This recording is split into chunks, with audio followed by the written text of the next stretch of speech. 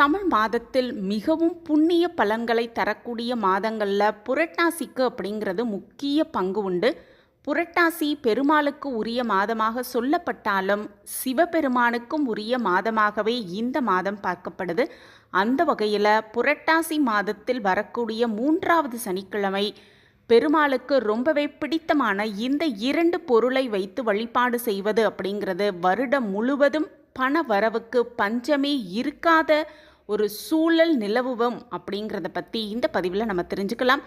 புரட்டாசி மாத சனிக்கிழமையில தான் சனி பகவான் அவதரித்தார் அப்படின்னும் சொல்லப்படுது.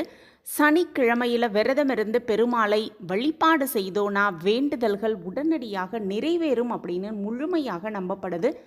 இந்த புரட்டாசி மாத சனிக்கிழமை, அதுவும் 3வது சனிக்கிழமை ரொம்பவே சிறப்பு வாய்ந்தது. அந்த 3வது சனிக்கிழமை தளிகை போடுவது ரொம்பவே சிறப்பு.